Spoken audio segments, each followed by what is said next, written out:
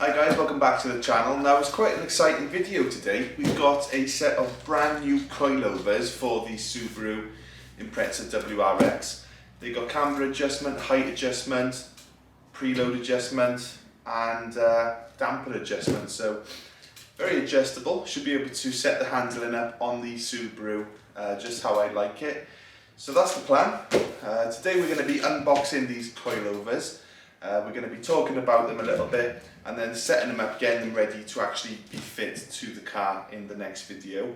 Now these have actually been sent to me free of charge by MAXSPEEDINGRODS. Now MAXSPEEDINGRODS make coilovers for a variety of cars. They make turbos, forged chrome rods, a few other things like that. So yeah, check out their website in the description.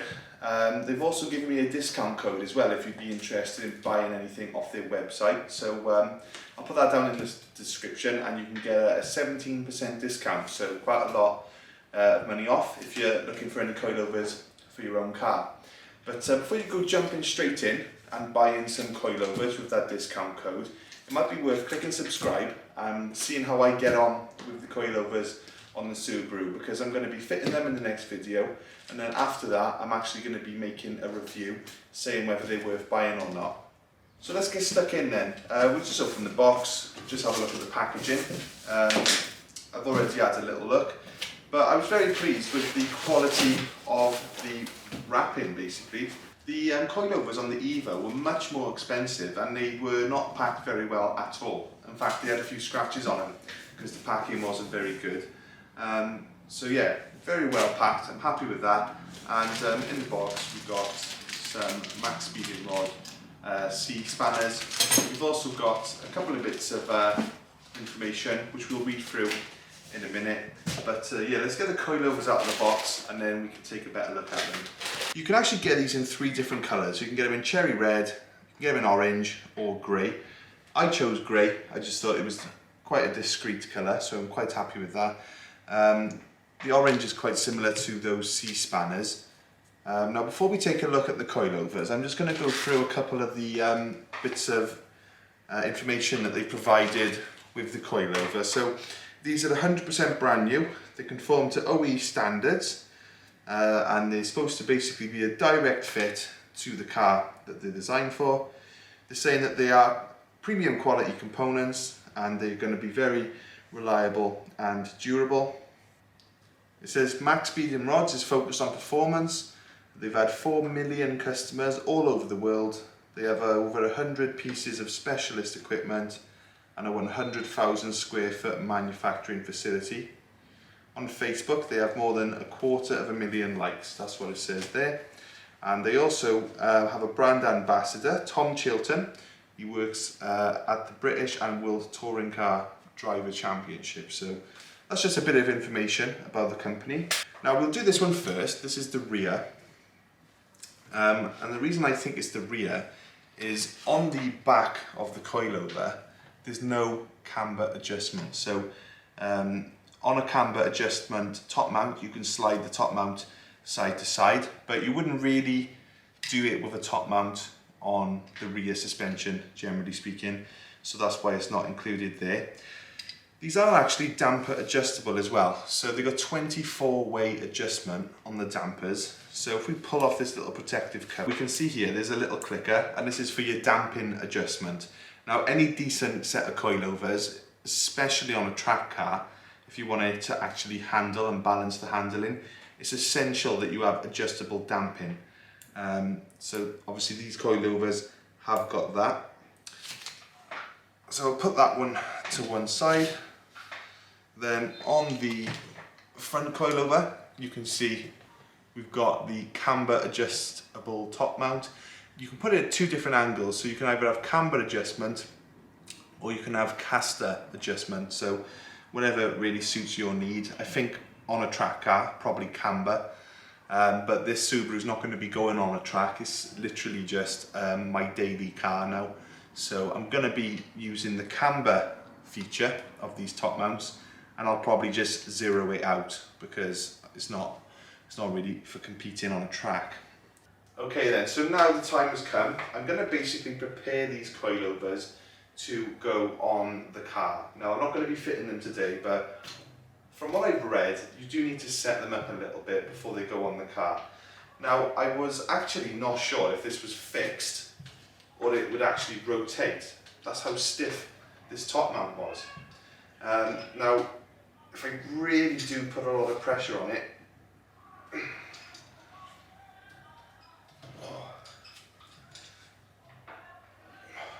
I physically can't move that one. Let's try this one. I loosened that one up earlier. It is quite common that people fit these and the spherical bearing, it doesn't seem to have any lubrication on it. So what can happen is they can basically start clunking because the bearing doesn't turn and the spring will actually slide on the perch. So to prevent that, I'm going to be greasing it up before it even goes on the car. Not only that, as with all coilovers, they say that they're set up from the factory with the preload, but it doesn't hurt to check.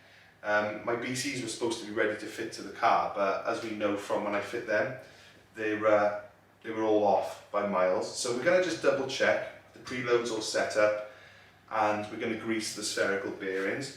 And from the research I've done with these coilovers, if we do that, they should actually be pretty reliable.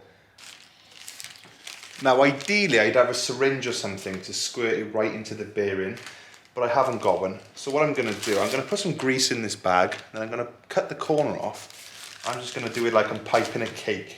Okay, so the grease is in the bag.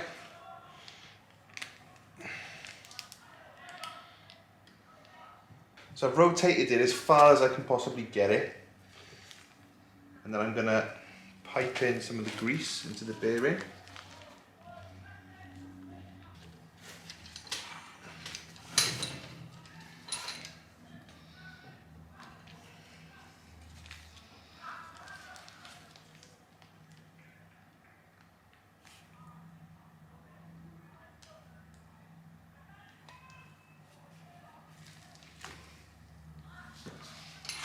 There we go, so just going to wiggle it around a bit.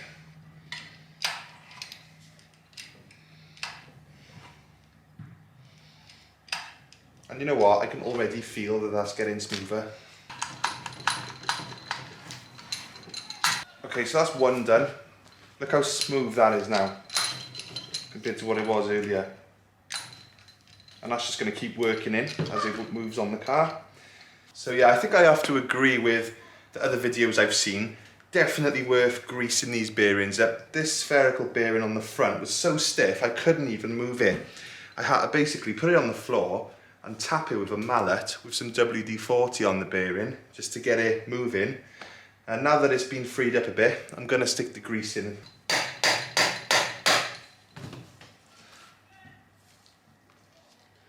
To get some nice grease all in there.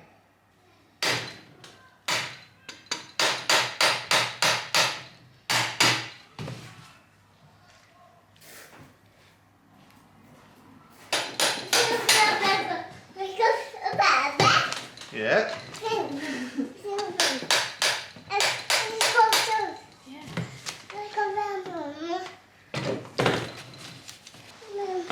Okay, so now all the grease is in there. I can move it by hand now, which is what we want. We don't want it binding because it's only going to get worse and worse and worse. So we can move that by hand.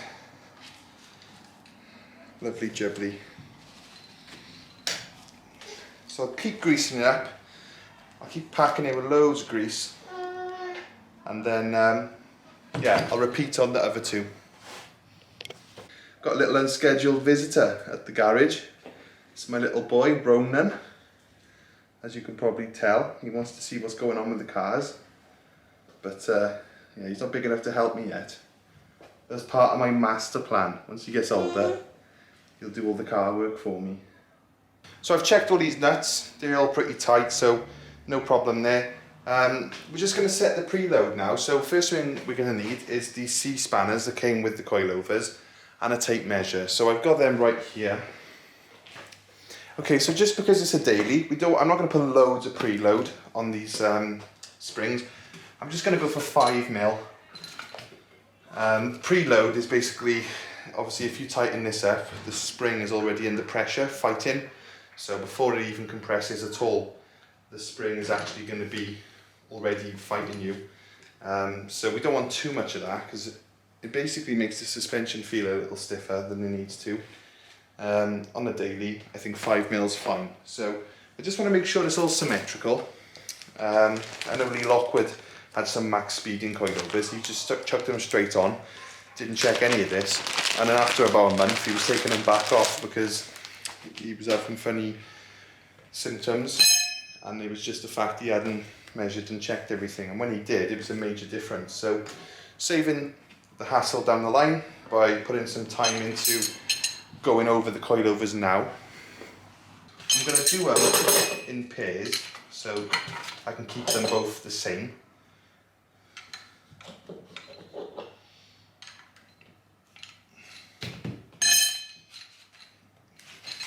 To be honest, the preload on that one did seem about right.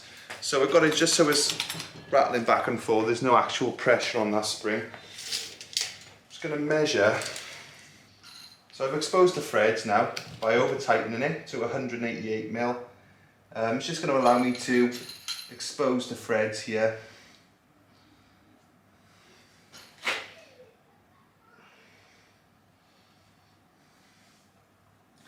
Now this doesn't actually have any lubricating properties at all, so don't go worrying that you're going to have all your coilovers fall off.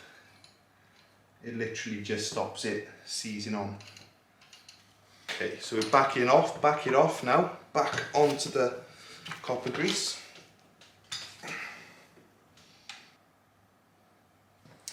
Okay, so that's perfect. Now I'm just going to wind up this locking collar.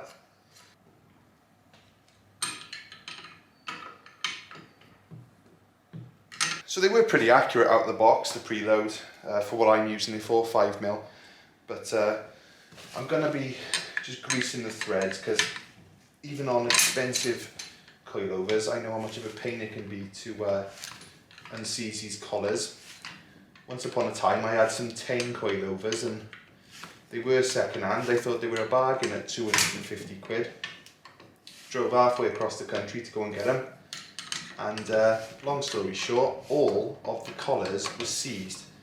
Me and Steve, we had bar on the collars about 8 foot long, and I think Steve was literally hanging off one end of it and they would not budge. We had to cut them off, so yeah.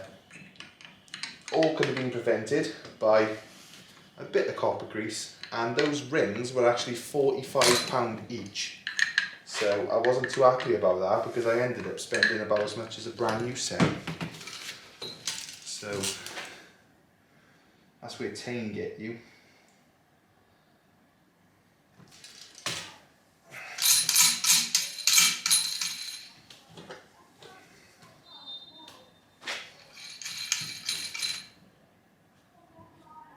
Pretty much the coilovers, the bulk of it's done now. The only things I'm going to do before fitting, I'm actually going to back off all of these bottom pieces. They will completely come off, and I'm going to paint them all with copper grease, all the threads, so that they don't seize up. And then in case I forget at a later date, I'm going to be setting all the damping adjusters to 12. So there's 24 clicks, I'll set them all to 12, so they're all going to be exactly the same. And then I'll adjust it from the middle point then. So yeah, coming along quite nice. Definitely don't really want to be chucking these straight on the car. They do want a good going over, to be honest, because although the preload was roughly where it needs to be, one of them was completely out by about 10mm.